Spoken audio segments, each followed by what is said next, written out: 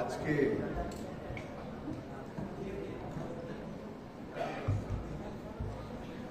मेरी हाइट थोड़ी ज्यादा है, थोड़ा उसको वॉल्यूम थोड़ा ठीक कर दीजिए। तो आप सबको गुड आफ्टरनून। आज आप लोगों ने मुझे बुलाया है कि आप कुछ बातें रखें। तो आज जो विषय वस्तु हमारे कोऑर्डिनेटर यूनिवर्सिटी के मयंक भाई ने दिया है और मैं जिसका पठन हर दिन करता हूं वही बातें, क्योंकि मैं पंडित नहीं हूं। पहली धारणा ये कर लीजिए, मैं पंडित नहीं हूं, मैं एक शिक्षक हूं। और जब ये विषय के बारे में बातें करना है तो पूरी ध्यान से बातें करनी चाहिए। आप कहें कि ये सारे शास्त्र कैसे हमारे जीवन में उपयोगी हैं, तो मैं दूसरे का केस नहीं लेता हूं, मैं खुद का केस लेता हूं कि मैं पढ़ता था, मैं स्कूल में आया, मैं कॉलेज में आया, यूनिवर्सिटी में आया, एक टीचर बना, और हमारे मन में जो विचार होते हैं वो कैसे आते हैं, विचारों की जो महत्व है वो कैसे हैं। तो मेरा ऐसा मानना है कि जो विचार आप करेंगे, जो हमारे महान पुरुष ऋषियों मनीषियों उसने जो भी कहा है वो सही कहा है कि मन में आप विचार करेंगे तो वही होने वाला है। गीता भी यही कह रही है कि you give command to your body और your action, result is coming in the same way, it is not going to different. लेकिन उसके लिए जब हम मन में विचार करते हैं तो इसमें कई बातें इसके साथ जुड़ती हैं, हमें मालूम भी नहीं होती है। हम कहते हैं कि सत्वगुण, रजोगुण और तमोगुण से ये प्रकृति प्रभावित है, और हमारा शरीर भी वो प्रकृति का एक भाग है, जिसको गीता में कहा है संसार और शरीर एक ही है। ये बड़ी बड़ी व्याख्या है, तो इसमें मैं आपको नहीं ले जाऊंगा, क्योंकि आपके लेवल में ये शरीर, प्रकृति, पुरुष, ये क्या क्या है, तो आप द्विधा में पड़ जाएंगे। और अभी आपकी एज नहीं है, आप वन में प्रवेश करेंगे तो धीरे धीरे ये भी महसूस हो जाएगा कि ये वन प्रवेश में ये सारे ज्ञान की आवश्यकता क्यों है। मैंने ऐसा देखा है कि मैं भी एक आपकी तरह विद्यार्थी था, अब एनएसएस के हैं, मैं एनसीसी का ऑफिसर था, बहुत काम किया, लेकिन जीवन में जितना सीखना मिला, अभी हम वॉलीबॉल टीम लेकर एडर में गए थे, वहां इंटर जोन हम खेलते थे वो जमाने में, तो आज उसकी मेमोरी मुझे रिकॉल होती है। आप भी जहां भी जाएंगे, इसमें से कोई बड़े ऑफिसर भी बन जाएंगे, कोई प्रोफेसर बन जाएंगे, कोई टीचर बनेंगे, देश के अच्छे नागरिक बनेंगे यहां से, लेकिन जो आगे बढ़ेगा तब उसको याद आएगा, और याद क्या आएगा, यही मेमोरी याद आएगी इसको कि हम गुजरात में, तो शायद ऐसा हो सकता है कि आप नाम भूल जाओ यूनिवर्सिटी का, लेकिन गोधरा आपको याद रहेगा। ऐसे विश्व में गोधरा, ऐसे हमारा नाम किसी को दे तो वो लोग हमें जान जाते हैं, लेकिन आपको ये याद रहेगा 7-8 दिन यहां रहने का, क्योंकि आप कोई प्रोफेशनल नहीं है। एनसीसी का, एनएसएस का काम करते करते हर यूनिवर्सिटी से यहां लोग आए हैं। हमने कोशिश की है कि व्यवस्था ठीक से चले, मैं डायरेक्ट उसका कंट्रोल करता हूं, आपकी देखभाल भी करता हूं, आपकी पर वॉच भी रखता हूं। कैसा खाना है, खाना ठीक नहीं है तो मैं कहता हूं कि खाना ठीक नहीं है, ऐसा खाना हमारे बच्चे नहीं खाएंगे।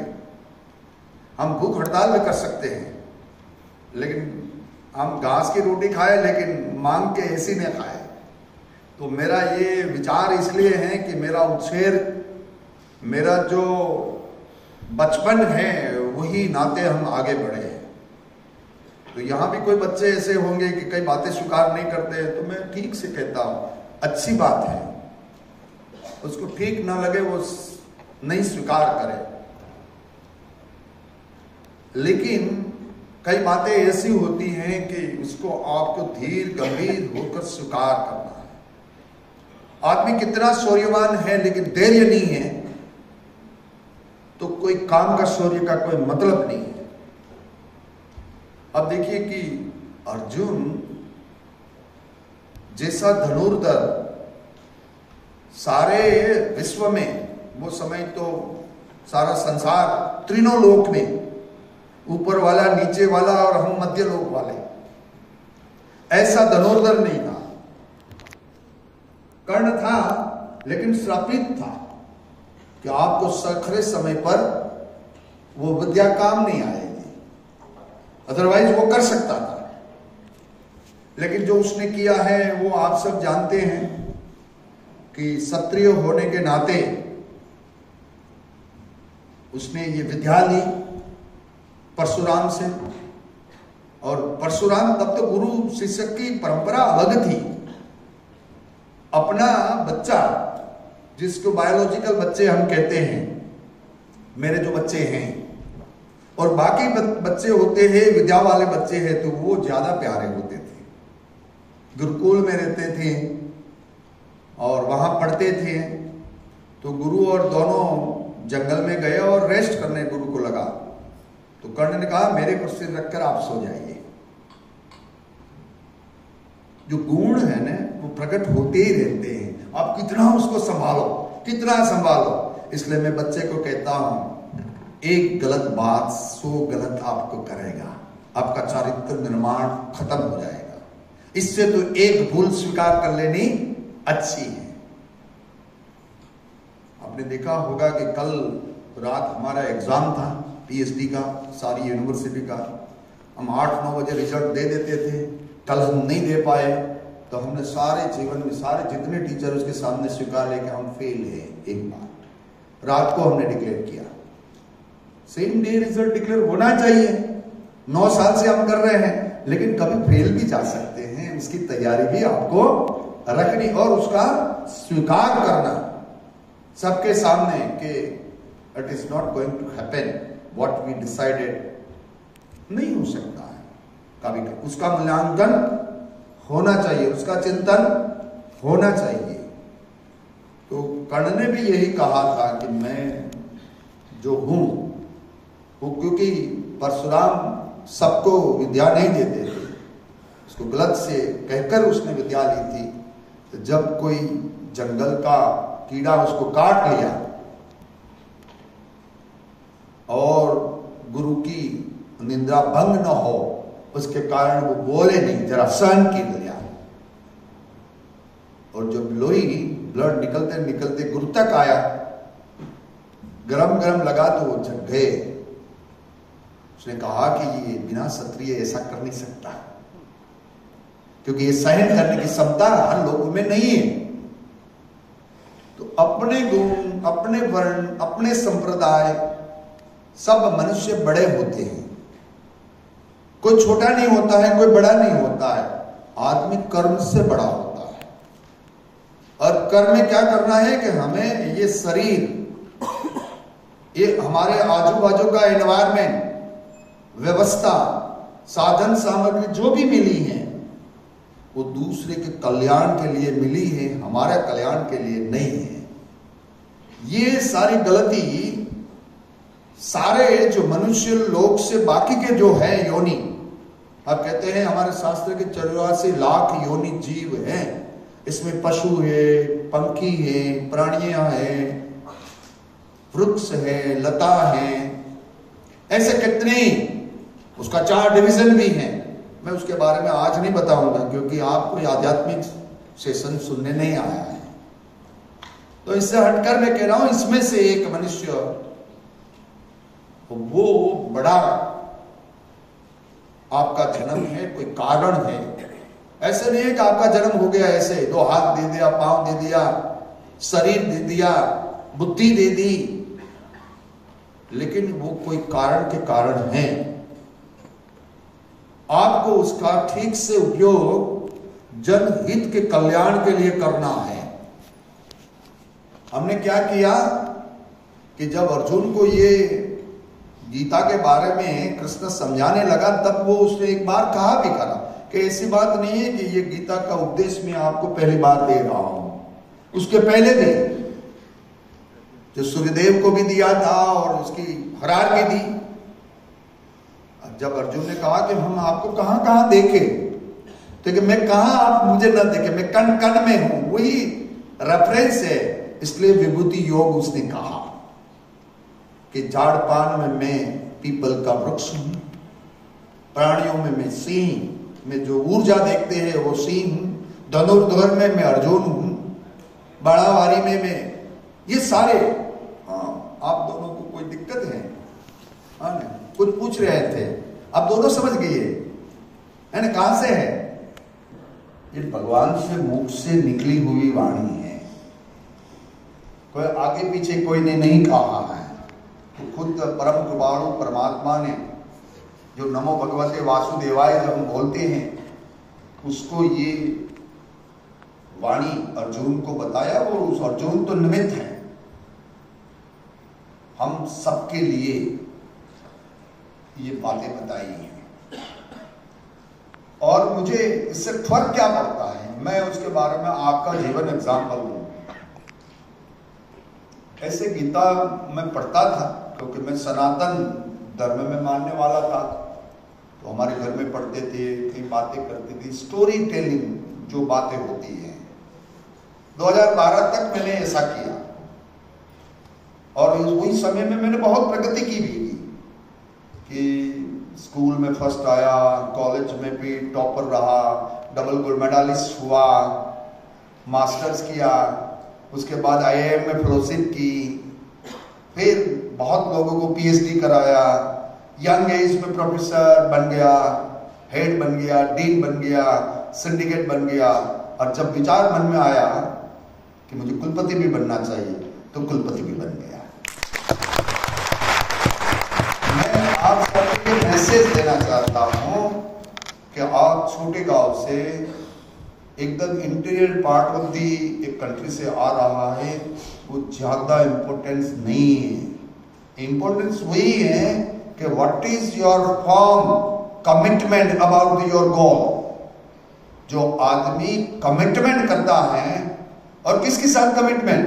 दूसरे के साथ नहीं, खुद के साथ। You compete yourself every day. लेकिन हम करते नहीं। हम हमारे साथ भी कैसे करते हैं कंपटीशन? चलो, हमने डिसाइड किया, एक बार आपका जैसा मैं स्टूडेंट था मास्टर का, अहमदाबाद में पढ़ता था, तो मैंने डिसाइड किया IIM के विद्यार्थी को मैं मिला। तब IIM में पढ़ता नहीं था मैं, है ना। I was not a student of Indian Institute of Management at that time, I was the student of my master program department. तो हमने डिसाइड किया, एक बार बच्चे के साथ इंटरेक्ट हुआ, दोनों department is very close, IIM and Gujarat university. हमने डिसाइड किया, उसने कहा कि मैं कैसे आप पढ़ते हैं, ये मेरा शौक है सबको पूछना, सबको जानना। आपके साथ बैठूंगा तो मैं पूछूंगा, और प्लेन में अमेरिका जाता हूं तो कोई धोलिया है, भुरिया है, उसको भी पूछता हूं तेरे देश में क्या है, तेरे क्या है। मैं मेरा देश के नीचे बारे में नीचा नहीं कभी बोलता, मैं मेरे फैमिली के बारे में कभी नीचा नहीं बोलता हूं। और हम शुभ शुभ बोलते हैं, नेगेटिव अप्रोच नहीं करते कभी नहीं। तो मैं भी आपकी तरह बहुत तोहफानी था, है ना। स्कूल में मैं पढ़ता था, मैं टॉपर तो आया था, लेकिन सारी बेंच को मैं रिवर्स कर दिया था। तो बेंच का नीचे वाला पाव जो ऊपर कर दिया और सारे क्लास में कोई बैठ नहीं सके। तो मैं कितना तूफानी होता होगा वो तो आपको समझ में आ गया। और मैं स्पोर्ट्स का पर्सन था, तो स्कूल गेम में मैं भी बहुत खेलता था, ट्रिपल जंप करता था, जेवलिन थ्रो करता था, तो इसमें मैं स्टेट लेवल तक खेलता था। और क्रिकेट भी अच्छा खेलता था, हाइट मेरी थी, तो छोटे छोटे जो बैट्समैन आते थे उसको मैं मारता था। वो सीजन बॉल आता है ना, और राइस करके बाउंस करता था, बहुत शॉर्ट पिच बाउंस करता था, उसकी पाँव के नीचे सीधा इधर आए तो उसको मैं मारता था, क्योंकि मैं उसको क्या मानता था, हरीफ। हमारा कंपटीशन में वो हरीफ है, उसको साइकोलॉजिकल फिजिकल जो भी कारण मिले उसको हराना है। वो जुनून था।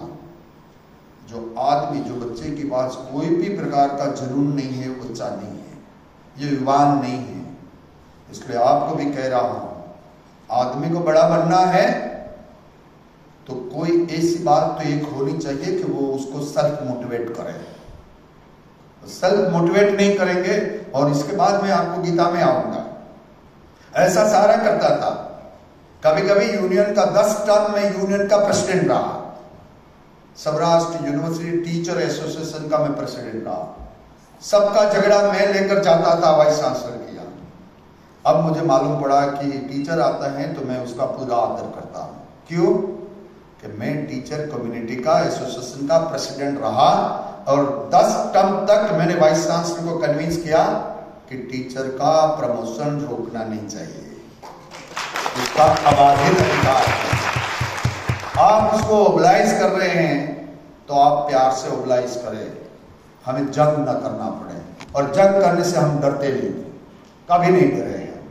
जंग हमारा स्वभाव है, हमारा परधर्म नहीं है, हमारा स्वधर्म है। वही तो गीता में बताया है कि क्या स्वधर्म है और क्या परधर्म है। इसलिए अर्जुन को वो कृष्ण कहते हैं, जब अर्जुन ने ये कहा ना, आप स्टोरी तो आपको मालूम है, मैं स्टोरी में ज्यादा नहीं जाऊंगा। दोनों युद्ध के सामने आ गया, और धृतराष्ट्र, पहला श्लोक है 700 श्लोक में से पहला श्लोक, वो धृतराष्ट्र उवाच है। वो क्या कहते हैं कि मेरे और पांडव के पुत्र धर्म क्षेत्र कुरुक्षेत्र के युद्ध में खड़े हैं, वो क्या कर रहे हैं संजय मुझे बता।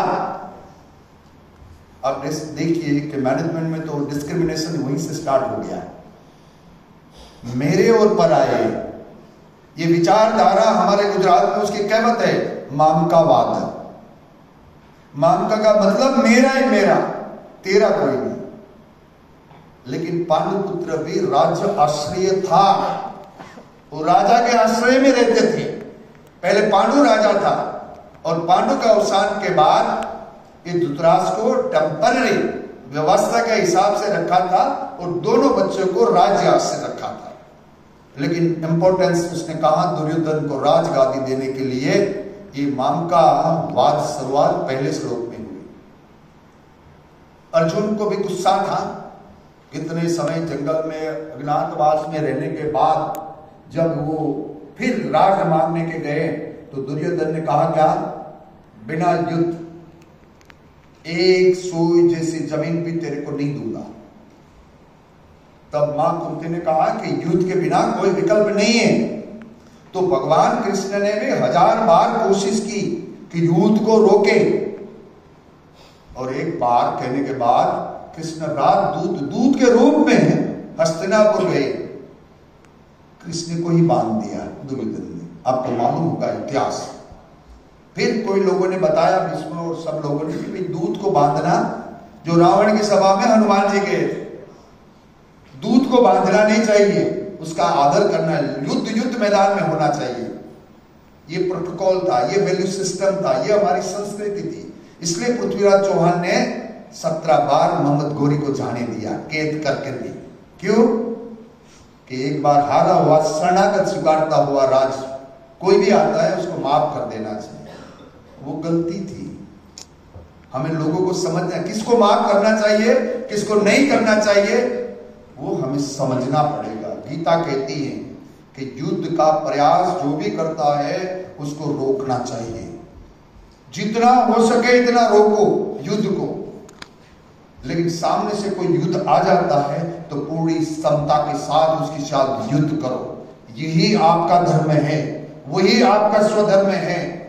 मैं आपको भी कह रहा हूं, हम कोशिश करें, हमारे साथ पढ़ने वाले, हमारे साथ रहने वाले, हम उसको दो हाथ जोड़कर माफी मांगे कि हमें युद्ध नहीं करना है, आपके साथ झगड़ा नहीं करना है, हमें आपके साथ बहस नहीं करना चाहता हूं।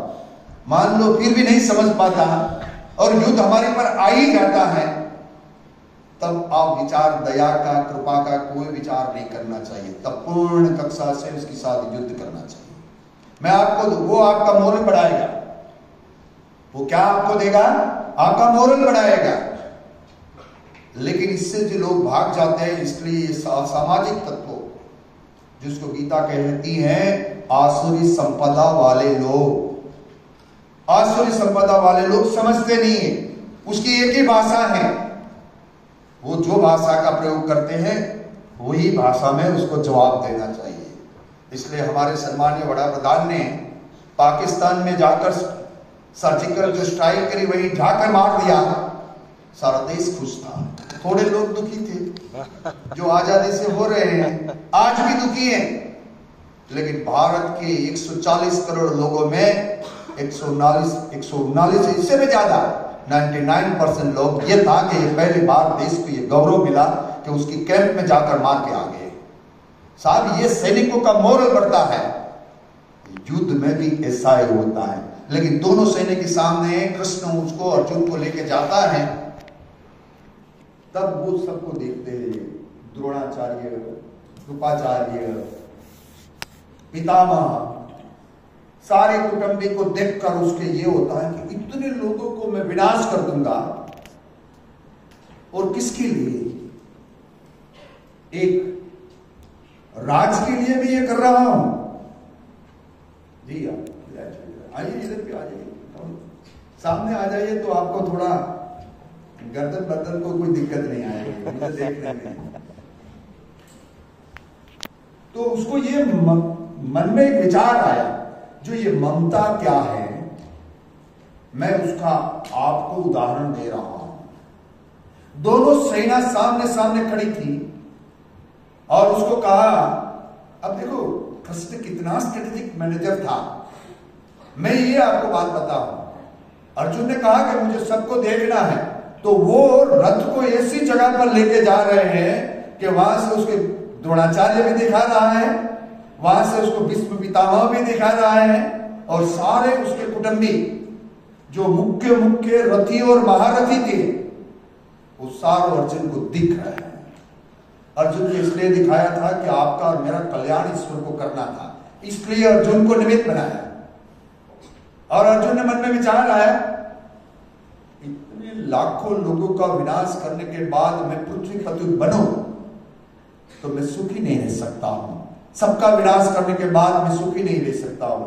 कभी कभी विनाश करना पड़ता है। विनाश सुख की, शांति की निशानी होती है। ये अभी हमारे से नहीं चल रहा है। दुनिया सारी कह रही है कि उसको पूरा करो। क्यों? वो जीने नहीं देते लोगों को। तब जब ईश्वर का निर्माण होता है तब ये करना पड़ता है। लेकिन कृष्ण खुद नहीं कहते हैं, वो कुछ भी नहीं बोलते हैं। आप देखिए, उसने जो वचन लिया था वो वचन का पूरा पूरा पालन कर रहा। एक ही बार तोड़ा है उसने, जो सुदर्शन चक्र लगाया, बाकी नहीं किया, बीच में ले गया। अर्जुन ने देखा कि ये सारे मेरे ही लोग हैं, मर जाएंगे, सारी क्षत्रियाणी वो क्षत्रिय वियोनी हो जाएगी, वर्णशंकर प्रजा उत्पन्न हो जाएगी, और उसका सारा पाप मुझे लगेगा। मुझे इससे तो मैं भिक्षा मांगकर, ब्राह्मण की तरह मैं भिक्षा मांगकर मेरा जीवन निर्वाह कर लूंगा। ये विषाद योग है। आप में और हमारे जीवन में भी ये विषाद योग हर पल आता है। इससे खड़ा होना है, ऊपर उठना है कि I am not a person to think like this. हम अलग हैं, और जो भी कुछ होना है हो जाए। जीवन कल्याण के लिए, प्रजा कल्याण के लिए, समाज कल्याण के लिए, संसार के लिए मेरा कर्तव्य क्या है, वो कर्तव्य बहुत आगे सेकंड अध्याय, थर्ड अध्याय, इसमें ये सारे आते हैं। आपका तो वो लेवल भी नहीं है कि मैं क्या कर्म के बारे में बताऊंगा तो आप उसको समझ पाएंगे। लेकिन मैं आपको थोड़ी थोड़ी केस स्टडी दे रहा हूं, आगे आगे वाले देखने बाद उसने हजार डाल दिया। अब डिप्रेशन में आदमी आता है तो उसकी स्थिति क्या होती है, ये अर्जुन का विषाद योग में पहले अध्याय में आप देख लीजिए। वो बोल रहे हैं तो वेद व्यास ऐसा बोल रहे हैं कि उसके धनुर था, वो सारे धीरे धीरे हाथ से सरक रहा था। वो खड़ा था, वहां से उसको लग रहा है कि चक्कर लगा रहा है, मैं गिर रहा हूं, और ये शरीर में उसको दुजारी आने लग गई थी। और उसने कहा कि मैं कृष्ण, मुझे लग रहा है कि आप मेरा सखा भी हैं। भगवान तो है, भगवान वो जानते थे कि भगवान है, लेकिन उसकी अनुभूति नहीं थी। लेकिन ये क्या है कि मैं तो ये युद्ध नहीं करूंगा। फिर भगवान उसको धीरे धीरे धीरे धीरे समझाते हैं कि भाई तेरा स्वधर्म और परधर्म की बात है। गांधी ने भी कहा है कि दूसरे का परधर्म कितना भी ठीक लगे, इजी लगे, करने में मजा आए, प्रमाद हो, लेकिन अपना खुद का स्वधर्म छोड़ना नहीं चाहिए। मैं आपको भी कह रहा था, आजकल एक फैशन लगी है। क्या लगी है? फैशन, एक व्यसन है। फैशन हमारे देश के युवाओं को खत्म कर दिया है। अब देखिए कि 29 इयर्स की एज वाले यंग कंट्री में हम आज भी लाचार हैं। नहीं रहना चाहिए ने 65% पॉपुलेशन ये यंग है, काम करने वाली हैं। उसको तो डर किसका है? किसी का डर नहीं होना चाहिए। लेकिन हमारी फैशन है, आज हमारे गांव का लोग भी अहमदाबाद में आकर रहने लग जाते हैं। मैंने आज तक अपना घर सिटी में नहीं बनाया है। मैं मेरे गांव में जाता हूं, मेरे फार्म में मेरा घर बनाया, मैं मेरे फार्म में रहता हूं, खेत में रहता हूं। मैं गांव में अंदर से जाकर शहर में नहीं रहता हूं। मुझे कई लोगों ने कहा क्यों ऐसा कर रहे हैं? मैं मेरे बच्चे को, मेरे परिवार को गांव के साथ जोड़ना रखना चाहता हूं। मैं बड़ा मकान जो शहर में ले लूंगा, हाँ राजकोट नौकरी करता हूं, वहां तो मुझे रहना पड़े, गांव नहीं है। लेकिन मेरे गांव जो ओरिजिनल गांव से मैं निकला हूं, वो गांव छोड़ के मैं शहर में नहीं गया। वो हमारे अरुण सिंह जी मेरे गांव में आए थे। कोकोनट की जो फार्म मेरा है, मैं तो कोस्टल का आदमी हूं, तो कोस्टल के जितने यहाँ लोग हैं हमारे जैसे ही होंगे, है ना। क्या क्या करते हैं वो तो आप सब जानते हैं, मैं उसके बारे में विवरण करना नहीं चाहता हूं। लेकिन हमारा घर, हमारी जमीन, हमारे लोग, उसको छोड़ना नहीं चाहिए। ये हमारा स्वधर्म है। हम क्या करते हैं, स्वधर्म की डेफिनेशन भी बदल दी। आज लोगों, महान लोगों बोलने लग गए हैं, शास्त्र के बारे में बोलते हैं। अकेले पूजा पाठ, जैसे स्वामी विवेकानंद जी भी कहते थे कि मुझे कोई कुरान का पठन करे, गीता का पठन करे, इसकी जगह पर जो खेलते कूदते हुए फुटबॉल के ग्राउंड में जो बच्चे मिलते हैं, मैं उसको ज्यादा पवित्र मानता हूं। इससे भी ज्यादा पवित्र उसको मान रहा हूं। क्यों? यही तो बात है। हम जो हैं उसका स्वीकार करना चाहिए। लोग, हम भी हमारी जात को, हमारा वर्ण को, हमारा संप्रदाय, हम आदिवासी हैं तो आदिवासी हम गौरव से कहें कि हम आदिवासी हैं। प्रकृति के साथ रहने वाली प्रजा हैं।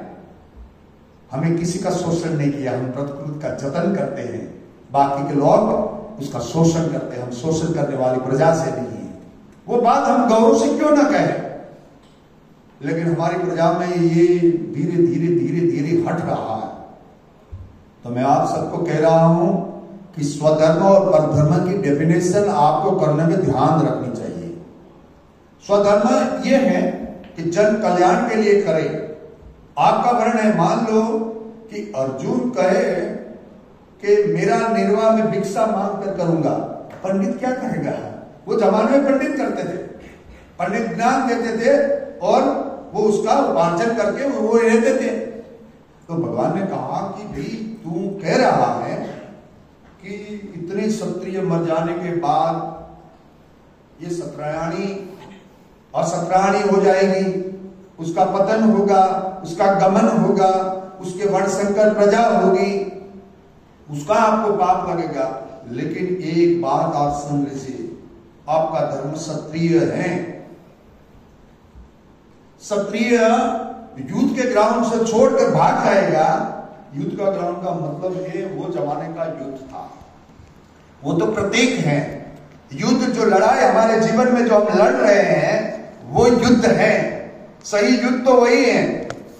मैं यहां आया तब कई लोगों ने कहा था ये तो काठियावाड़ से आया है, वो कहां जाने के, धानपुर कहां है, सिंगवड़ कहां है ना, सुखसुर कहां है, उसको क्या मालूम, वो बेचारा फेल जाएगा। जिसने कहा मेरे कल्याण के लिए कह दिया, मुझे फायदा नहीं। मैंने उसको पॉजिटिव लिया, मेरे आने के एक अठवाडिया नहीं बोला, महानुभाव का नाम भी मैंने दिया था। मैं उसको प्रणाम करता हूं, जब जाता हूं तो उसको प्रणाम कर, तूने मेरी आंख खोल दी। बात तो सही थी कि मैं गोधरा के बिना कुछ भी नहीं जानता था। लूणावाड़ा आया तो मैं नक्शा में जाकर देखता था गूगल में, लूणावाला कहाँ, लूणावाला सही नाम भी मुझे बोलना नहीं आता था। ये सिंगवड़ कहाँ है, फतेहपुरा कहाँ है, जो हमारे योगेंद्र सिंह आज नहीं है, जालोद कहाँ है, तो उसके बारे में कोई इंफॉर्मेशन नहीं है। लेकिन मैंने उसको पॉजिटिव, आदमी ने कहा तो ठीक कहा है, हाँ मैं जानता नहीं हूं, लेकिन उसका उपाय क्या। तो मैंने कहा कि मार्च अप्रैल में एग्जाम आ रहे हैं, मैं वही टाइम पर ज्वाइन हुआ था। मैंने 120 कॉलेज की पर्सनल विजिट एक ही महीने में ले ली सर। 30 दिन, कितने महीने में दिन होते, 30। मैंने हर दिन 4 कॉलेज की मुलाकात ली।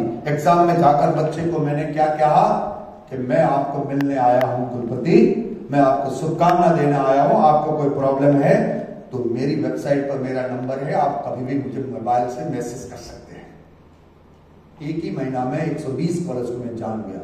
दूसरी एग्जाम में और 120 कॉलेज को ले लिया।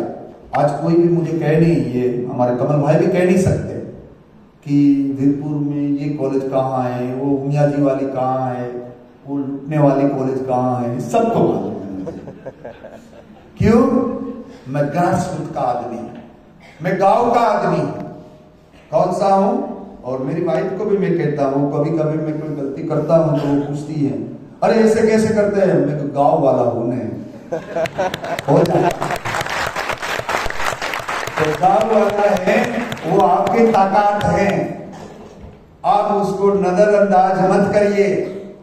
ये विल है आपका, ये ताकत है आपकी। और जब भी कोई काम करते हैं तब कहिए yes I can do it. मैं कमल भाई, मैं बहुत छोटा था तब पढ़ता था तो गुजरात यूनिवर्सिटी में, तो बड़े बड़े लोग अंग्रेजी बोलते थे तो मैं उसको देखता रहता था, ऐसे ऐसे घुर घुर घुर, क्योंकि गांव वाला बेचारा क्या करे, घुर घुर के देखते रहता है, और देख जाए तो चुप जाता है, जो अभी ये कर रहा है। हाँ, तो मैंने इसलिए उसको आगे बुला लिया ने, मैं उसका ध्यान रखता हूं इसलिए मैंने उसको आगे ले लिया। तो अकेला रहेगा तो बेचारा परेशान हो जाएगा, इतने घंटे तो उसको सुनने की आदत नहीं होगी, तो आज उसको सही ढंग से आदत हो जाएगी, उसके कल्याण के लिए। मैं उससे नाराज नहीं हूं और मैं बच्चे से नाराज कर, लेकिन उसको शरणागत मैं नहीं हो सकता हूं, क्योंकि मैं राणा प्रताप से सीखा हूं। ऐसी बातों में हम नहीं बचते हैं, हो जाए तो हो जाए, और क्या हो जाएगा। ये शरीर जब जाने वाला है, ये शरीर, हाथ, पग, ब्रेन, सब ये प्रकृति ने मुझे दिया है, और प्रकृति के लिए ही मुझे उपयोग उसका करना है, मेरे लिए नहीं करना है। तो मेरी वाइफ भी मुझे कहती है, बच्चे भी कहते हैं, अरे पापा ये आपने तो फैमिली के लिए कोई टाइम है। मैं फैमिली के लिए मेरा सर्जन नहीं है, मेरा सर्जन समाज कल्याण के लिए है, मैं उसके लिए आया हूं। वो कर्तव्य पूर्ण हो जाएगा, शरीर ऐसे ही चला जाएगा, और शरीर जाता है, मैं थोड़ा जाता हूं। वो संदेश मुझे गीता ने दिया है, ये संदेश है, आप सबको भी यही है, आप और हम अलग नहीं हैं, ये अलग तो व्यवस्थाओं ने किया है। आपका भी आगे जन्म हुआ, आपने भी आगे कई शरीर धारण किए हुए हैं। आज आपका कर्तव्य फिर यहां आ गया है, और तीनों लोग ने, पाताल लोग, स्वर्ग लोग और मध्य लोग, जो मनुष्य लोग योनि कहते हैं, ये तीनों में हम मध्य में हैं। उसका भी लॉजिक है कि ऊपर वाला जो देवता है स्वर्ग में, वो मर्यादा के साथ काम करते हैं। वो भी यज्ञ तप ये बहुत करके गए हैं, लेकिन उसको कोई भोग प्रमाद की इच्छा रह गई थी, इसलिए वो स्वर्ग में है। वो जो नरक वाले हैं, पाताल वाले हैं, वो भी नीचे हैं। हम दोनों में, हमें दोनों का कल्याण करना है। देवता को पूजा हम करके क्या कहते हैं कि वो आशीर्वाद दे। आशीर्वाद दे, क्या आशीर्वाद दे? जन हित के कल्याण के लिए जो साधन सामग्री आपने मुझे दी है, उसका अथाह योग्य उपयोग करके मेरा कर्तव्य कर्म करूं और मैं कर्मयोगी बनूं। कर्मयोगी का मतलब है कर्म करे, फल की अपेक्षा न रखे। ये मुझे गाली दे, कल मैं यहां से चला जाऊंगा तो कोई लोग गाली भी देंगे। ऐसा आदमी था, सारा दिन गीता की बात करता रहता था। लोग तो कुछ तो कहेंगे, है ना? ऐसे खाली तो नहीं रहेंगे, कुछ कहेंगे। उससे कहने से डरने की जरूरत नहीं। आप सही रास्ते पर है, आगे बढ़िए। मान लो गलत रास्ते पे है, लोग कह रहे हैं कि गलत है, तो गलत रास्ते से वापस जल्दी आ जाइए।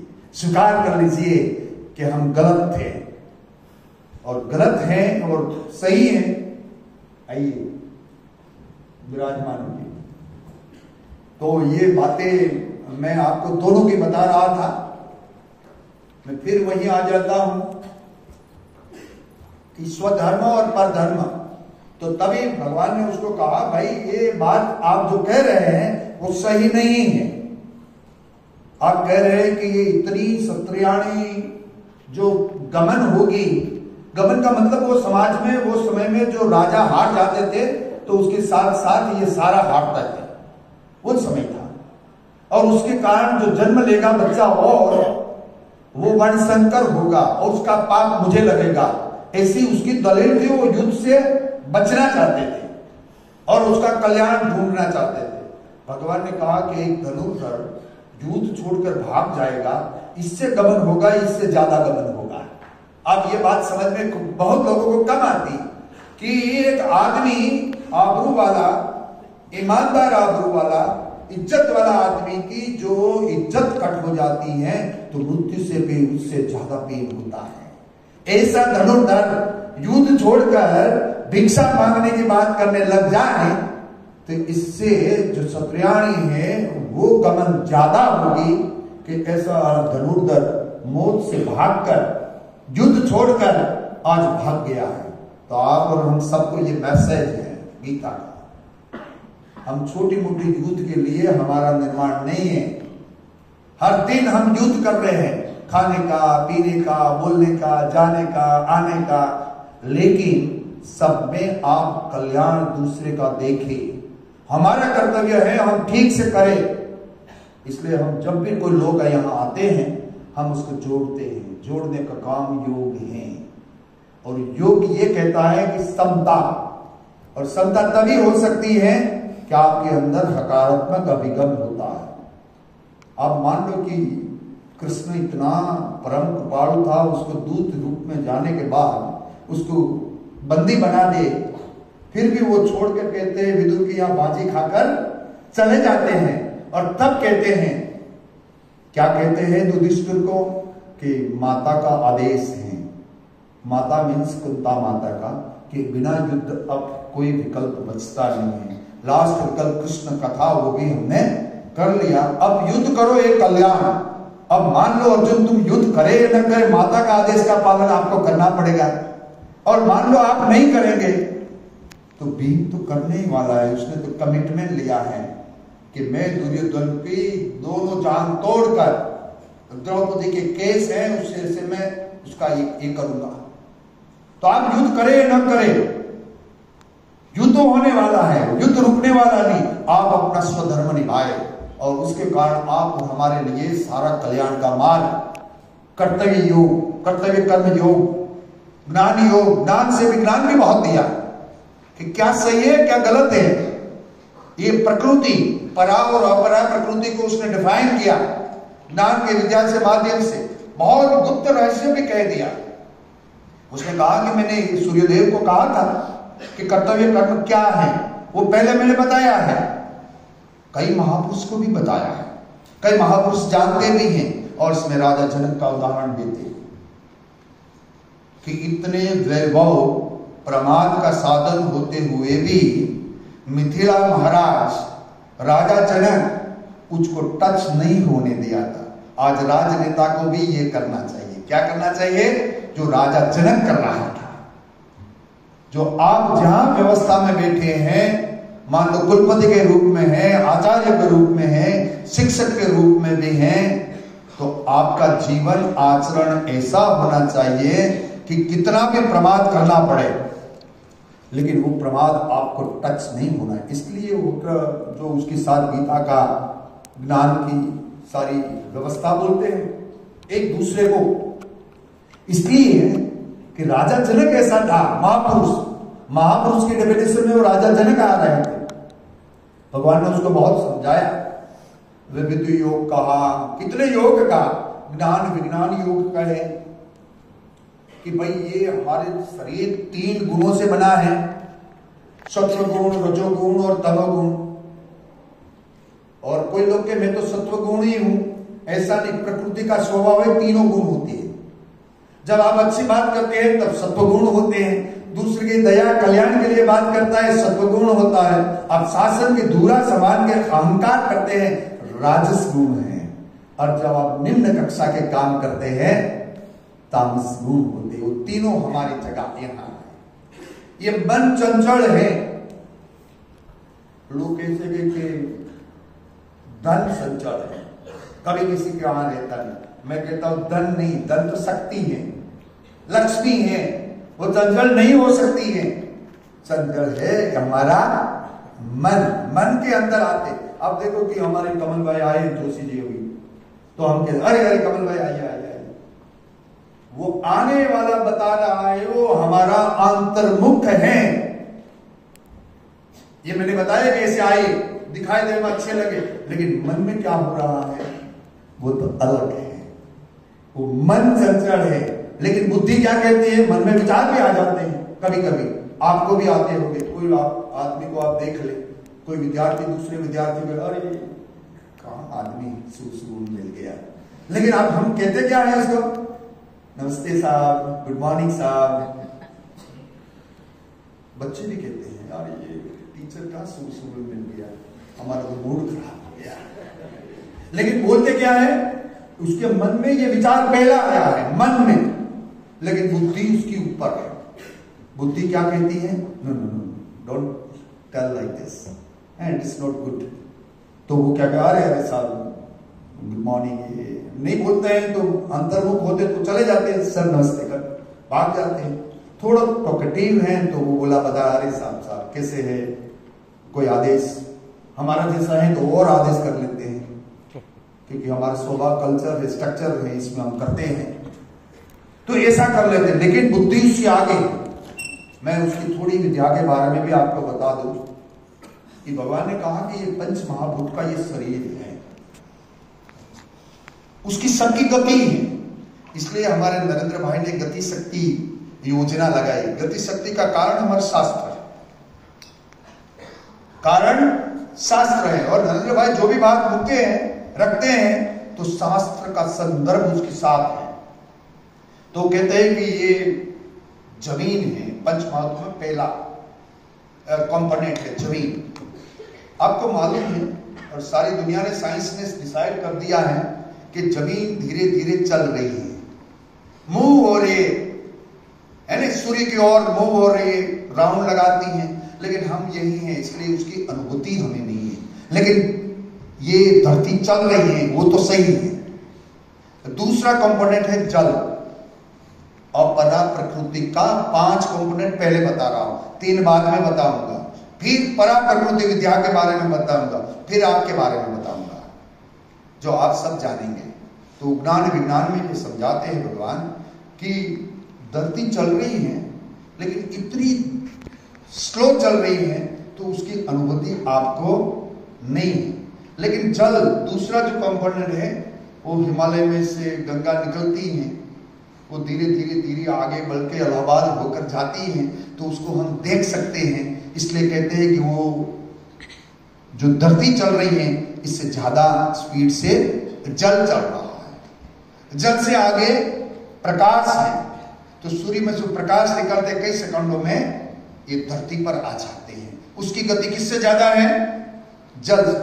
धरती की गति से जल आगे है, जल की गति से प्रकाश आगे है, प्रकाश की गति से आगे पवन की गति है, वायु की गति है। सारे ग्रह ये प्लेनेट में जो हमारे नरसिंह मेहता यहाँ के कवि थे वो बोले अनंत कोटि ब्रह्मांड में तू श्री एक हरि। ये 15वीं सदी में बोल गए, संशोधन तो ये 18वीं सदी में ये वेस्टर्न पार्ट में हुआ। अपनी बातों को उसने रखी और हमने स्वीकार न कर ली। ये हमारी गरिमाएं हैं, ये भारत की गरिमाएं हैं।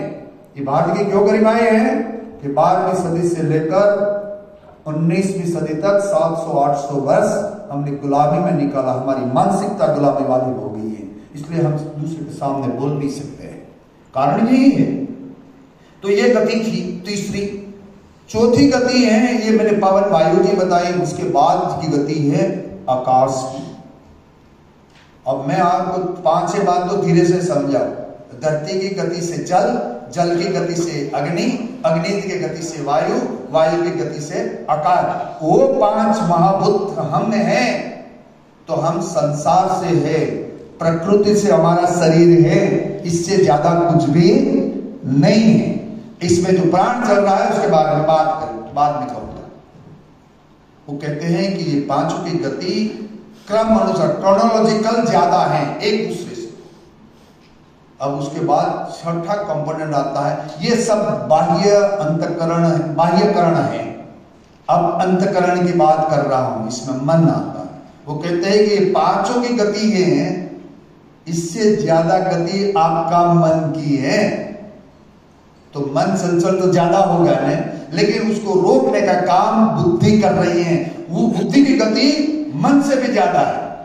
पाठक साहब आए तो अरे अरे पाठक साहब आए, मन में बेचारे कहां आ गए, लेकिन हम बोलते क्या है, पाठक साहब पधारिए। क्यों ऐसा हुआ मालूम है आपको? मन में तो विचार पहला आ ही गया, और जब उसकी आंख मेरी उसके साथ मिलाई तभी विचार आ गया। लेकिन बुद्धि ने कहा कि ऐसा नहीं कहना चाहिए।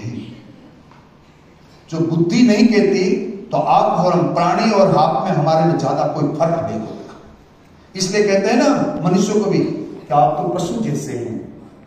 उसकी विचारधारा बुद्धि का जो लय हो जाता है तब वो पशु बन जाता है।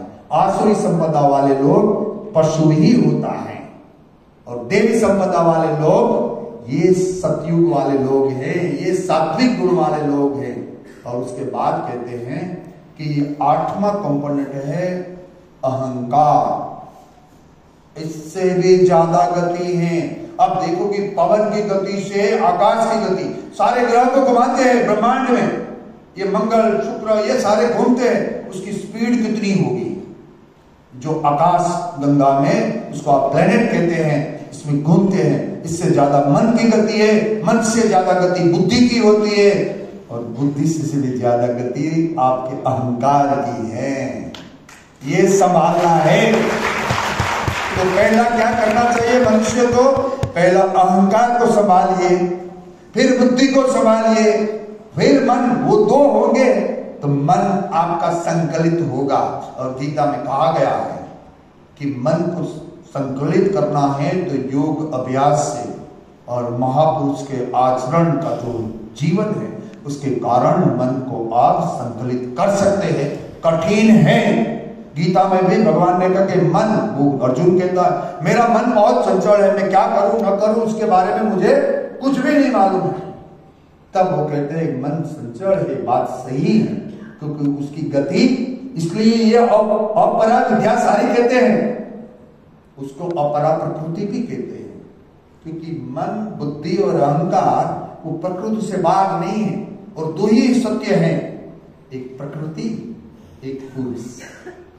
ये प्रकृति और पुरुष, ये बात जिसको समझ में आ गई, कोई कहे कि सत असत, कोई कहे कि देही और देह, कोई कहे कि शरीर और शारीरिक, ये कंपोनेंट जिसको समझ में आ जाए उसका खुद का कल्याण तो हो ही जाता है। फिर उसको ज्ञान, इसलिए कहते ज्ञान योग में क्या प्रॉब्लम है कि ज्ञान योगी आदमी सब कुछ जानते हैं, भगवान को एकदम नजदीक से जानते हैं कि भगवान क्या है, मूल तत्व क्या है ना, ब्रह्म क्या है और उसकी उत्पत्ति कैसी है, सब जानते हैं। लेकिन वो उसके मन में एक अहंकार रहता है, जो मैंने 8 कंपोनेंट कहा, इसमें लास्ट था। और वो अहंकार भी क्या है, बुद्धि का अहंकार है। और बुद्धि के अहंकार क्या होते हैं, वो ये होती है कि मैं ईश्वर से जानता हूं, दूसरा नहीं जानता है, और वो उसके मन में सूक्ष्म अहंकार पैदा करता है, जो साइंस ने अभी कहा कि ब्रेन, माइंड, सबकॉन्शियस माइंड, ये सब उसकी प्रकार बताई है। लेकिन इसमें ये सूक्ष्म अहंकार है। मान लो कि मैं यहां और मुझे यहां ये बहादुर आए, सब ऐसा है, ऐसा है, ऐसा करना है, तो मैं मन में जब मैं सब कुछ जानता हूं, ये बात है, वो सूक्ष्म अहंकार है, वो आपका पतन कर सकता है। आपको इससे जागरूक रहने की जरूरत है। मैं सारे बुद्धिजीवी लोग जो हमारे टीचर बैठे हैं उसको ये कहता हूं कि हम ध्यान रखें कि सूक्ष्म अहंकार एक ऐसा अहंकार है, वो कभी कभी दूसरे को नुकसान करे ना करे, आपको वो कर देता है। क्योंकि आप यही बात में हर जगह पर ये ध्यान रखते हैं कि ये मैं ही करता हूं, ये सारी यूनिवर्सिटी मैं ही चलाता हूं, मैं ऐसा नहीं कहता हूं। मुझे बार बार मेरे टीचर कहते हैं, जब मैं कहते साहब आप आने के बाद मुझे सारा संसार बदल गया, ईश्वर का निर्माण था, मैं इसमें निमित्त बन गया हूं। मैं तो, हमारे शास्त्र ये कहते हैं आप निमित्त बन गए, ऐसी भी जो सोच आपकी है वो भी सूक्ष्म अहंकार का एक भाग है, आप उसको भी निकाल लो। ईश्वर ने हमें हमारी पर कृपा की है, इसलिए आदिवासी क्षेत्र में काम करने का ईश्वर ने मुझे मौका दिया। अगर कौन देता है, एक गांव का छोटा गांव का, मैंने कहा शुरू में, ऐसा गांव कि वहां से अरबी समुद्र सीधा अफ्रीका ले जाता है, इधर ना कुछ है ना इधर कुछ है, जाए तो जाए कहां, और वहां से हिम्मत नहीं हारी। विषाद योग में हम धनुष और बाण नीचे नहीं रखा, हमने कहा कि हम युद्ध करेंगे और बिना युद्ध हम छोड़ कर भाग नहीं जाएंगे, हम भागने वाले लोगों में नहीं हैं। इसलिए हम कह रहे हैं, बार बार कह रहे हैं, come what may, I can do it. Yes, मैं जहां जहां कहता है, मैं IIM में पढ़ने गया तो मैं तो डबल गोल्ड मेडलिस्ट था, सारा 15 लोग फेलोशिप में मेरे जैसा ही था। तो मैंने कहा कि क्या करें, मुझे पहले जीवन में ऐसा लगा कि मेरा जैसा कोई नहीं है, जो वो है ना मेरे जैसे, ऐसी बात लग रही थी। लेकिन जब मैं पढ़ने गया तो मेरे से बहुत लोग होशियार मिले। मैं 3 महीना उसके साथ संघर्ष किया। कैसे पढ़े, सब सुबह 8 बजे से स्टार्ट होता है सेशन, 5:30 बजे तक सेशन होता है। उसके बाद 100 पेज हमें दे देते हैं, 100-200 पेज का आप पढ़ के आइए, रात भर पढ़े। एक अकेला पढ़ नहीं सकते आप, रात भर पढ़े तो 2-3 घंटा सोए, एक दिन होता तो हो जाता। ये तो फेलोशिप में पूरा समय वही निकालना है। संघर्ष था। मैंने कहा कि संघर्ष से हार जाने वाला प्रताप है या लड़ने वाला प्रताप है। जाग जाग जाग जाग उठना।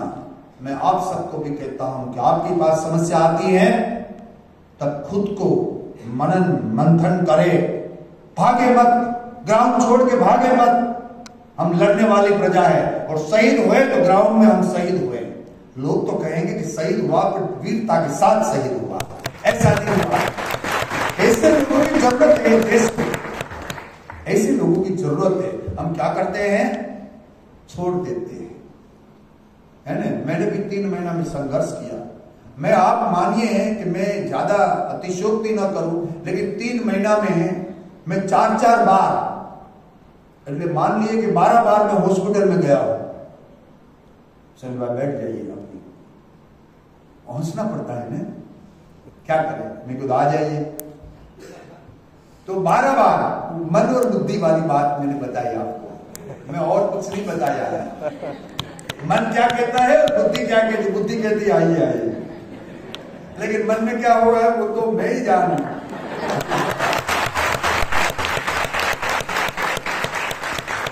वो एक बात कर रही थी, आपको मैंने ज्वाइन कर लिया। हमारे मैनेजमेंट में पढ़ाने का जो तरीका है वो ही है ये, हम लिंक करते हैं, हम केस स्टडी देते हैं, छोटी छोटी बातें करते हैं, बड़े ज्ञान की बात नहीं करते हैं, और छोटी बात में जीवन को कहीं न कहीं कंसर्न करते हैं।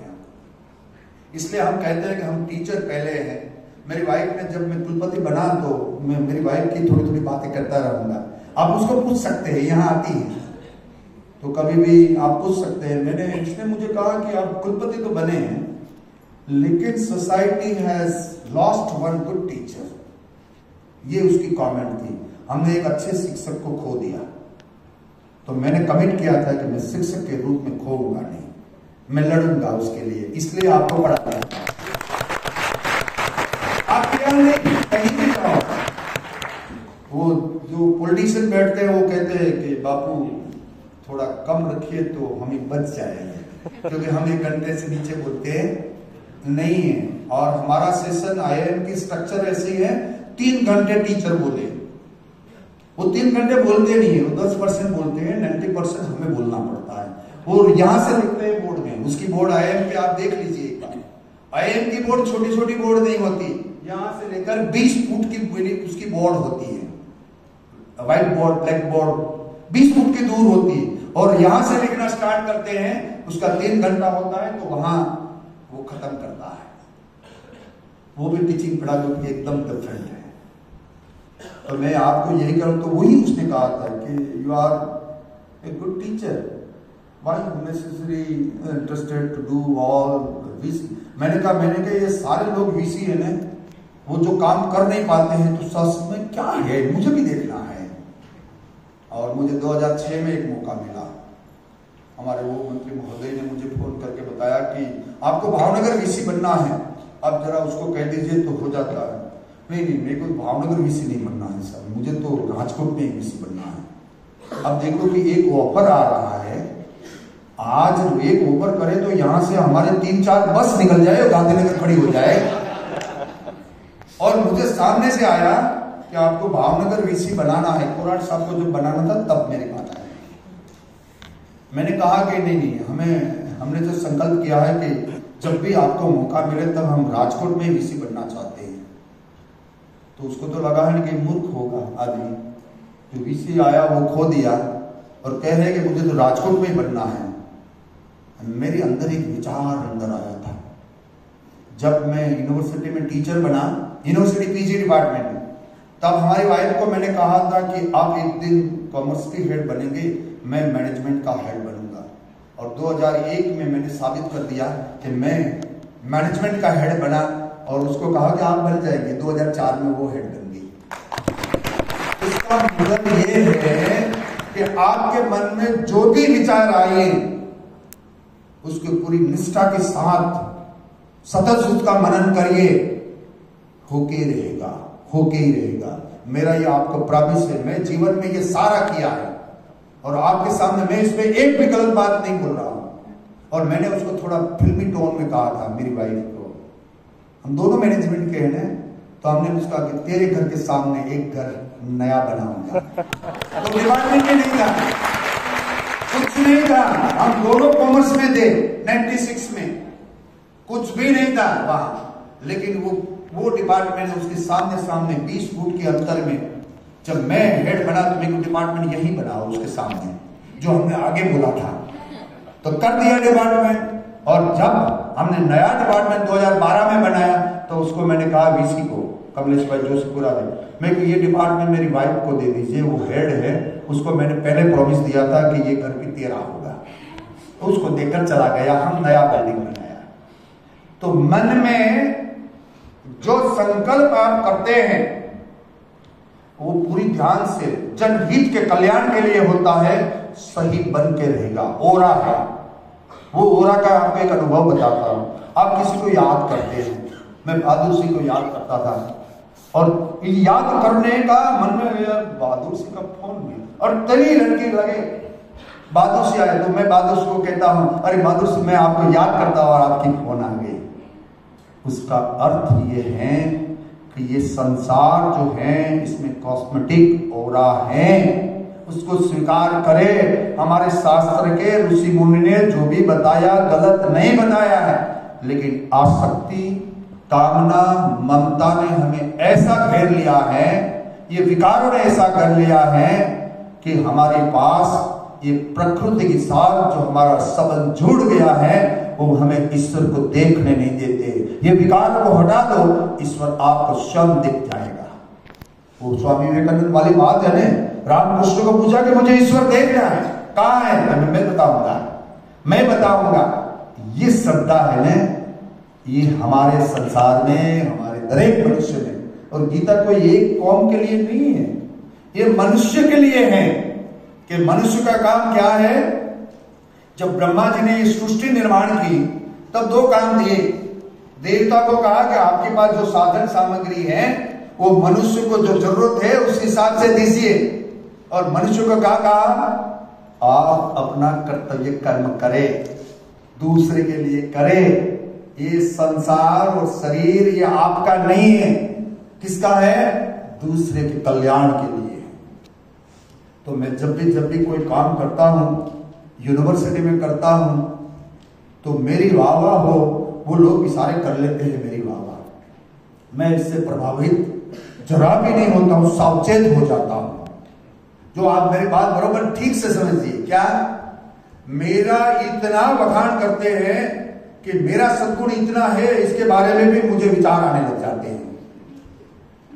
लेकिन हम क्या करते हैं कि ये सिस्टम सरकारी है, लोग आकर कुछ तो बोलेंगे, वो बोले तो ठीक है, नहीं बोले तो ठीक है, हमें उससे प्रभावित होना नहीं है। इसलिए हमारे नरेंद्र भाई बोलते हैं कि आपकी दृष्टि संभाव की दृष्टि रखे, आप अभाव में भी न रहे और प्रभाव में भी न रहे। ये सारा शास्त्र का निचोड़ है। आप जहां जहां बात करें, आंख से आंख मिला के बात करें, क्यों डर के बात करें? मैंने कहा ना, उसको पकड़ा तो कैसे, दोनों को एकदम ढंग से पकड़ा है, गलत जरा भी नहीं पकड़ा। मैं आप ही दो है, चलो मैं खड़ा होगा। क्यों? आपको ये लेसन देना चाहता हूं कि जब जीवन में कोई भी बात आए, अरे गलती है तो पहले अपने माँ बाप को कहे मैंने गलती की है, और रास्ता कहां से दे। ये संसार में आपका कोई कल्याण कर सकता है तो भगवान के बाद आपके माँ बाप कर सकते हैं, और कोई नहीं कर सकते। हम क्या करते हैं? और रास्ता ढूंढ लेते हैं। आप और रास्ता मत ढूंढिए। फिर गुरु, अच्छे गुरु हैं तो, अभी तो वेतन भोगी गुरु हैं, तो वेतन भोगी का बहुत ज्यादा भरोसा करने लायक नहीं है। हम सब वेतन भोगी हैं, लेकिन वेतन से ऊपर उठकर जो काम करता है वो फल की अपेक्षा छोड़ के आगे बढ़ गया है। उसका जीवन है, आचरण है, अपने जीवन आचरण में लाना चाहिए। वो ठीक है। वो राजा जनक का इसलिए तो एग्जाम्पल दिया कि वो तो राजा था, मृत्यु, प्रमाद, ये सारे व्यवस्था उसके राज वैवट में थी, लेकिन महाराजा जनक को ये मिथिला में कहीं टच नहीं हुआ। तब माता सीता का जन्म दे सकते हैं, ऐसे महापुरुष दे सकते हैं, और नहीं दे सकते हैं। फिर आप शिवाजी की अपेक्षा रखें, पानी पूरी खाते खाते बोलती है शिवाजी जन्म ले मेरे घर, ऐसे शिवाजी नहीं जन्म ले सकते। उसके लिए माता जीजा बनना पड़ेगा, है ना, ये होना चाहिए। लेकिन हम क्या करते हैं? विचार तो शिवाजी महाराणा प्रताप क्या करते हैं? आचरण तो वो कोई और करे। आचरण पहला करना है। मैं तो कहूं कि जो बड़े बड़े लोग भाषण करते हैं, अच्छे अच्छे भाषण करते हैं, आपके जीवन के लिए बोलते हैं, लेकिन उसका आचरण देख लीजिए। आदमी आचरण से आगे बढ़ता है। व्यक्तित्व निर्माण आचरण से होता है, बातें बताने से नहीं। कई लोगों तो बहुत अच्छी अच्छी बातें लगते हैं, पेपर में लेख भी लगते हैं, कॉलमनिस्ट बहुत लगते हैं, अच्छी अच्छी बातें लगते हैं, लेकिन उसके जीवन में आचरण नहीं होता है। आचरण बिना ना आदमी वो पशु है। वो पशु को हमें कोई आगे बढ़ने, कोई बड़ा ज्ञान भी दे दे, इससे क्या फर्क पड़ेगा? आचरण नहीं है तो ज्ञान का प्रभाव नहीं रहेगा। जिसका आचरण है और वही बातें प्रभावशाली रहेगी।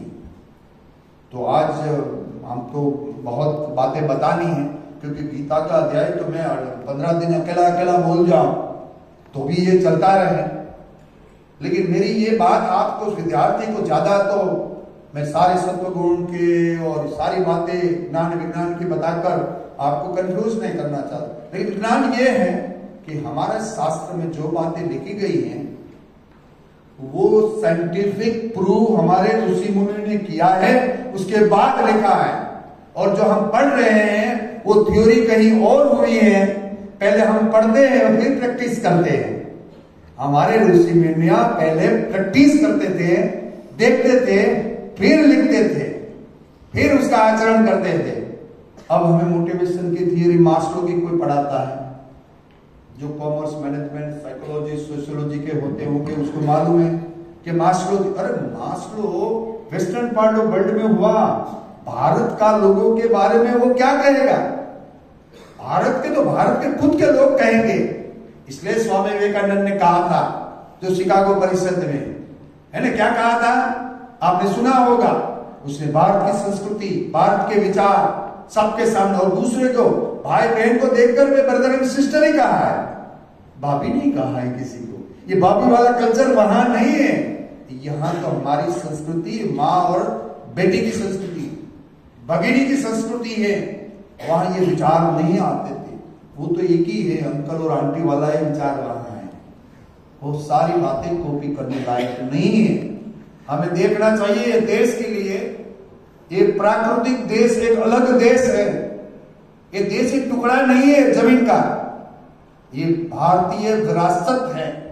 उसको संभालने के हमारा जो कल्चर है, हमारा स्ट्रक्चर है, उसको साथ लेके चल। अब क्यों ये गलत बता दें? मैं कभी कभी बैठता हूं तो मेरी गांव वाला है, तो गांव वाले में कहने में क्या दिक्कत है? मैं तो गौरव से कहता हूँ कि सारे गांव वाले जो जितने भी बैठे हैं, उसको हर बात एक ही कहना है, शहर में जाओ तो मैं तो गांव वाला हूं। गांव वाला बड़ी ब्रांड है अभी तो, आप उसको छोटी छोटी बात बताते हैं। गांव वालों को क्या, गांव वाला जितना निर्दोष है दूसरा निर्दोष नहीं है, वो तो पक्का है एकदम, स्वार्थ के बारे में ही सोचते हैं, परमार्थ के बारे में वो नहीं सोचते। परमार्थ और स्वार्थ क्या है वो मैं आपको बता दूं, जो खुद के लिए करे वो स्वार्थ है, जो दूसरे के लिए करे वो परमार्थ है। और आपका और मेरा जन्म 84 लाख योनि जीवों में जो मनुष्य का जीवन दिया है, वो किसके लिए है? दूसरे के कल्याण के। उसका कल्याण में मेरा कल्याण है। कोई पीड़ित देखी जा, दुखी देखी जा, हमारे जंगल विस्तार के उड़ीसा के कई लोग आए हैं, उसका जीवन का ख्याल भी हमें रखना पड़ेगा। हम सबको साथ लेके आगे बढ़ना पड़ेगा। हम क्या करते हैं, अपने बारे में विचार करते हैं, हम सुखी तो सब सुखी, ये नहीं है। हम सब सुखी तो उसके साथ हम सुखी, सब दुखी तो उसके साथ हम दुखी। और इसलिए हम आदिवासी क्षेत्र में भी ये काम कर रहे हैं। हम कहते हैं कि हम आदिवासी क्षेत्र में शायद आर्थिक उपार्जन के लिए गरीब हो सकते हैं, लेकिन संस्कृति विरासत के साथ हम सबसे प्रबल है। ये बात हम गुजरात में बार बार कहते हैं। और इसलिए ये बिल्डिंग जब बनाई तब भी ये विचार के साथ बनाई है हमने। क्या विचार था हमारा? लोग हमें आदिवासी क्षेत्र के गरीब विस्तार के लोगों न समझे। ये गरीब नहीं है, ये शक्तिशाली प्रजा है। राणा प्रताप को 600 रजवाड़ा राजपूतों का था, एक भी रजवाड़ा ने मेवाड़ को सपोर्ट नहीं किया था। तब ये हमारी भिल कम्युनिटी जो आदिवासी क्षेत्र की थी, वो तीर कांटा लेकर अकबर की सेना के साथ लड़ी है। तो ऐसे महान लड़े, ऐसी उसकी संस्कृति, ऐसी उसकी विरासत, उसको ठीक लगे ऐसा बिल्डिंग बनना चाहिए। लोग आए बाहर से तो ये पंचमहल महलों की संस्कृति ये हमारी बिल्डिंग में दिखानी चाहिए। और जब बिल्डिंग के सामने वो खड़ा रहे तो ये मध्य गुजरात की संस्कृति का रिफ्लेक्शन, खुद बिल्डिंग भवन वो बोलनी चाहिए, मैं ये विस्तार की विरासत हूं, मैं ये विस्तार की संस्कृति हूं, ये विस्तार की मैं विद्या की देवी आपके सामने खड़ी हूं। ऐसा प्रभाव बिल्डिंग खुद का होना चाहिए। और मैं कहता हूं कि परा और अपरा प्रकृति दोनों तो ईश्वर का ही निर्माण है ना, अलग कोई नहीं है, दोनों आधारित है ईश्वर के ऊपर। और परा विद्या है वो आपका जीव, जो शरीर चल रहा है, मन चल रहा है, ये बुद्धि चल रहा है, उसके अंदर जो प्राण दिया है वो परा है, जीवात्मा है, जीव मरता नहीं है, वो तो आगे आगे चलता ही है। और भगवान ने आशीर्वाद क्या दिया है कि कोई भी जीव का मैं कल्याण करूंगा। ये पशु है, लता है, फूल है, प्राणी है, हाँ सारे लोग भोग योनि वाले हैं, तो ये भोग खत्म करके, जन्म खत्म करके आगे जाते हैं। लेकिन मनुष्य का अवतार वो लास्ट होता है। ये अवतार में आप कल्याण नहीं करेंगे, दूसरे के लिए विचार नहीं करेंगे, खुद का ही सतत विचार करेंगे, है ना। हमारी संस्कृति है, हम खाने बैठे हैं और गांव में कोई आता है तो खड़ा होकर उसको कहते हैं कि हम आधा आधा खाते हैं। शेर वाला होटल में खाता है तो वो नीचे झुककर खा लेता है। ये दोनों संस्कृति का डिफरेंस है। ये वेस्टर्न की इफेक्ट है, वो गांव की असर है, गांव वाली असर है, वो बनाए रखिए आप। मैं यही आपको कहता है, मेरा संदेश है कि जितने भारत में आईएएस ऑफिसर बने हैं इसमें 80% गांव वाले हैं, इसमें से बिहार और यूपी वाले हैं। और उसकी गरिमाएं आप देखें तो इतनी गरिमाएं के साथ वो जीवन जिए हैं, लेकिन उसने लक्ष्य नक्की कर लिया है कि at any cost I have to do my IAS और आईपीएस। हम लोग इतने जागरूक, आप भी ताकत वाले हैं, आप अंडर यूटिलाइज हो रहे हैं। ये हमारे शिक्षक कभी आपको इन्फॉर्म नहीं करते कि आप कितने ताकत वाले हैं। हमारे बच्चे सारे ताकत वाले हैं, बुद्धि भगवान ने सबको एकदम ठीक से दी है। सवाल इतना है, एक उसका उपयोग करते हैं, दूसरा उसका उपयोग नहीं करते हैं। मैंने आपको मैं मेरी थोड़ी एक स्टोरी गांव वाली बता दूं कि मेरे दोनों भाई गवर्नमेंट थे, एक 65 का, एक 75 का, दोनों हमें सारे एक ही माँ बाप के संतान। लेकिन मैं पढ़ने में बहुत ठोट था, गुजराती में ठोट कहते ना, कुछ नहीं आया, ऐसा आदमी था। क्रिकेट खेलता था, स्पोर्ट्स वाला आदमी था। तो दोनों भाई ने एक बार विचार कर लिया, 7वां 8वां दौरान में पढ़ता था, उसको मुझे बुलाया, हम बैठे सुबह सुबह में, मैं कहता तो आज कोई मार खाने की नौबत आ गई है, कुछ मैंने कर दिया होगा। और मैं तो करता रहता था, छोटा मोटा काम तो करता ही रहता था, गांव में भी करता रहता था, किसको मार कर आ गया, ये सब स्वभावगत था। तो मैंने कहा कि कुछ आ गया आज। फिर उसने कहा कि आपको क्या करना है। मैंने पहली बार किसी ने पूछा कि आपको